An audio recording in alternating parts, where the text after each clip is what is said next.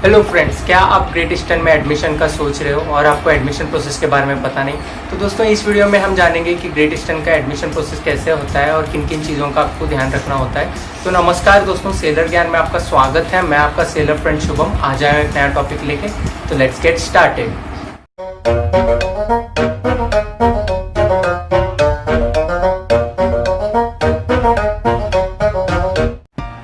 चलिए दोस्तों बात करते हैं एडमिशन प्रोसेस की। तो ग्रेट ईस्टर्न का दोस्तों एडमिशन प्रोसेस बात करने से पहले थोड़ा जीएमई के कोर्स के डिटेल्स बता देता हूँ कि ये दोस्तों 8 मंथ्स का कोर्स है और इसके लिए आपको अराउंड 5.5 लाख रुपीज़ अप्रॉक्सीमेटली लगता है। और दोस्तों आपको मेडिकल के बारे में तो पता ही होगा। अगर आपको मेडिकल के बारे में पता नहीं है तो आप मेरा मेडिकल डिटेल्स के बारे में एक वीडियो है वो आप देख लीजिए, मैं डिस्क्रिप्शन में दे दूंगा। उससे आपको मेडिकली आप एलिजिबल हो या नहीं हो ये पता चलेगा। तो चलिए बात करते हैं इसके एडमिशन प्रोसेस की। दोस्तों इनके ईयरली 3 बैचेस होते हैं 40 के, और आपको देखना होता है नेट पे आप देख सकते हो कि इनके बैचेस कब कब है। मैं एक स्पेसिफिक मंथ नहीं बता सकता क्योंकि दोस्तों इनका हर टाइम पैटर्न चेंज होते रहता है। जैसे इंटेक इनको लगता है तब वो ले लेते हैं। तो दोस्तों इसके लिए आपको ऑनलाइन फॉर्म भरना होता है और फॉर्म के लिए आपको 750 रुपीज़ पे करने होते हैं। ऑनलाइन आप पे करने के बाद आपको ज़रूरी डिटेल्स भरनी होती है, जैसे आपकी क्वालिफिकेशन डिटेल, पर्सनल डिटेल और आपके कॉन्टैक्ट नंबर, और आपको फ़ोटो भी अपलोड करना होता है। तो ये सब होने के बाद एग्ज़ाम के 15 दिन पहले आपके मेल पे एक लिंक आएगा। उस लिंक में आप क्लिक करने के बाद आप एग्ज़ाम विंडो में चले जाओगे। तो बात करते हैं इनकी ऑनलाइन टेस्ट की। तो दोस्तों ये ऑनलाइन टेस्ट है, आप घर बैठे भी दे सकते हैं या फिर आप साइबर कैफ़े भी दे सकते हैं। लेकिन आपको एक चीज़ का ध्यान रखना पड़ेगा कि जो भी आप लैपटॉप या फिर आप कंप्यूटर यूज़ कर रहे हैं उस पर वेबकैम है, क्योंकि ये आप एग्ज़ाम देने से पहले आपको वेबकैम ऑन करना पड़ता है। तो दोस्तों बात करते हैं एग्ज़ाम की कि एग्ज़ाम में दोस्तों जो अपना एप्टीट्यूड होता है, लॉजिकल रीजनिंग होता है, इंग्लिश, जनरल नॉलेज और साइकोमेट्री और जनरल नॉलेज के लिए कोई कट ऑफ नहीं है दोस्तों। लेकिन अगर आप इसमें ज़्यादा स्कोर किए, अगर आप इसमें ज़्यादा मार्क्स ला पाए तो आपके फाइनल जो आपका रैंकिंग रहेगा उसमें आपको बूस्टअप मिलेगा, आपका रैंकिंग अच्छा आएगा। तो दोस्तों आप सोच रहे होंगे कि आप घर बैठे लिख सकते हो तो चीटिंग तो आराम से कर सकते हैं। तो दोस्तों एक ध्यान में रखिए कि अगर आप चीटिंग करते हुए पकड़े गए, अगर ग्रेट ईस्टर्न वाले आपको देख लिए वो कि आप चीट कर रहे हो और आप पकड़े गए, तो दोस्तों वो 1 साल के लिए आपको निकाल देंगे। आप 1 साल के लिए एग्ज़ाम नहीं दे पाओगे। तो दोस्तों मैं कहना चाहता हूँ कि आप अपने मेहनत से अच्छे से पढ़ाई करके पास कीजिए, चीटिंग वो सब ना कीजिए।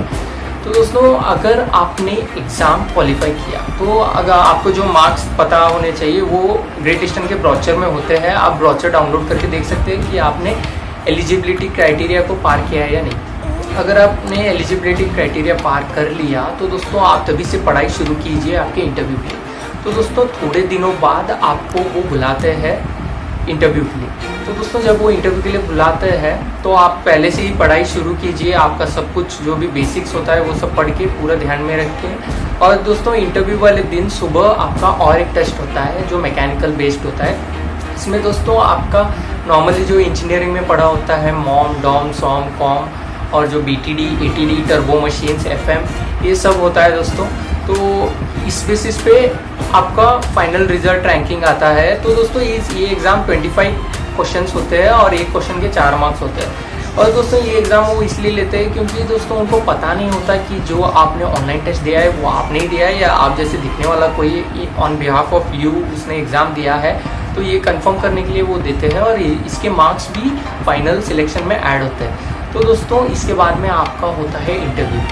तो बात करते हैं इंटरव्यू प्रोसेस की। इंटरव्यू प्रोसेस बहुत सिंपल होता है। अगर आपने थोड़ा पढ़ लिया, जैसे आपका pressure cooker law, Charles law, Boyle's law, flight कैसे उड़ता है या फिर गियर्स, पंप्स, मोटर, ये सब आपने अगर अच्छे से पढ़ लिया है अपने इंजीनियरिंग में तो यहाँ पे आप इजीली क्रैक कर पाओगे। तो दोस्तों इंटरव्यू के तुरंत बाद ही आपको पता चलता है कि आप आगे प्रोसेस में हो या नहीं हो। अगर आप इंटरव्यू में सिलेक्ट हो गए तो इसका मतलब ये नहीं है कि आप फाइनल सिलेक्शन में पास हो गए। ये सिर्फ एक प्रोसेस है कि आप नेक्स्ट प्रोसीजर के लिए एलिजिबल हो। तो दोस्तों इसके बाद में आपको मेडिकल के लिए लेके जाते हैं। मेडिकल के लिए आपको 4,000 to 5,000 rupees cash carry out करना होता है। दोस्तों याद रखिए कि आपको कैश ही कैरी करना है।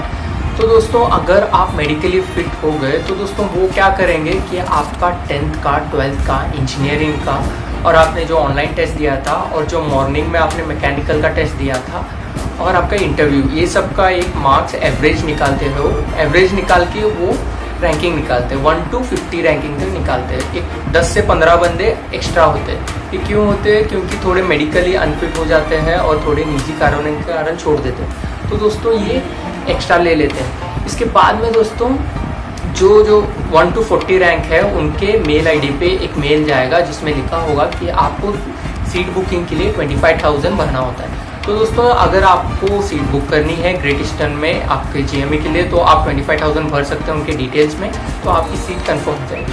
अगर आपने सीट बुकिंग के लिए नहीं भरा, मान लो कि मेरा 13th रैंक है और मुझे नहीं करना है, मैंने नहीं भरा, तो दोस्तों जो 41st रैंक होता है या फिर 42nd रैंक होता है उसको उस डेट के बाद में मेल जाएगा, फिर आप निकल जाओगे वहाँ से और वो बंदा एंटर करेगा। तो दोस्तों ये जो वेटिंग लिस्ट में होते हैं 10 से 15 बंदे, इनको अगर ये 40 में से किसी ने छोड़ दिया तो इनका चांस आ जाएगा। तो दोस्तों इसके बाद में आप जो 25,000 भरने के बाद थोड़े दिनों में आपको और एक मेल आता है, आपकी सीट बुक होने के बाद आपको और एक मेल आता है। तो दोस्तों उस मेल में लिखा होता है कि आपको क्या क्या डॉक्यूमेंट्स लगेंगे और आपका सीट कंफर्म हो गया है और आपका जो रिमेनिंग अमाउंट भरना है वो सब इस डिटेल में रहता है, इस मेल में रहते हैं और आपके स्पॉन्सरशिप के बारे में भी रहता है। तो दोस्तों अगर आपको आगे प्रोसेस करना है तो आपको जो बचा हुआ फीस है अराउंड कुछ 5.25 के आसपास आ जाएगा, तो वो आपको भरना होता है। उसके बाद में आपकी सीट बुकिंग कंफर्म हो गई। तो दोस्तों ये तो था एडमिशन प्रोसेस। इसके बाद में बात करते हैं दोस्तों प्लेसमेंट्स की, कि बहुत लोगों का सवाल होता है कि प्लेसमेंट्स ग्रेट ईस्टर्न में कैसे है। तो दोस्तों प्लेसमेंट के बारे में बात करता हूँ कि ग्रेट ईस्टर्न एक ओनरशिप कंपनी है।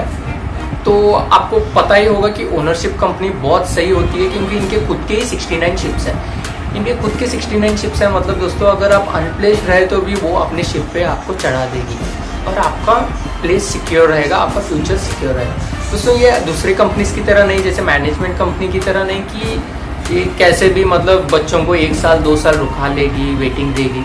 लेकिन दोस्तों ग्रेट ईस्टर्न में कैसे है कि उनके खुद के जो 69 शिप्स है, इसमें गैस कैरियर भी है और टैंकर्स भी है, बल्क भी है। तो दोस्तों अगर आप एकेडमिक्स में अच्छे स्कोर किए तो आपको अच्छी शिप मिलेगी और जल्दी शिप मिलेगी। लेकिन दोस्तों प्लेसमेंट की गारंटी है, 100% प्लेसमेंट है।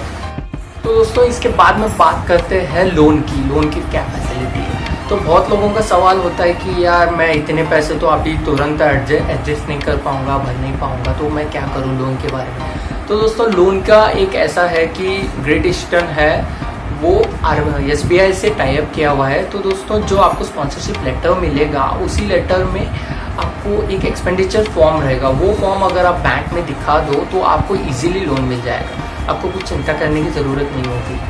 ये अगर आपको कुछ क्वेरीज है तो मुझे कमेंट सेक्शन में बताइए, तो मैं उस पर एक अलग से वीडियो बनाऊंगा या फिर आपको कुछ तो कमेंट देके सजेशन दूंगा। तो आज के लिए बस इतना ही दोस्तों। आशा करता हूँ कि आपको ये वीडियो अच्छी लगे। अगर वीडियो अच्छी लगे तो लाइक कीजिए, शेयर कीजिए, सब्सक्राइब कीजिए और stay tuned for more videos. Thank you.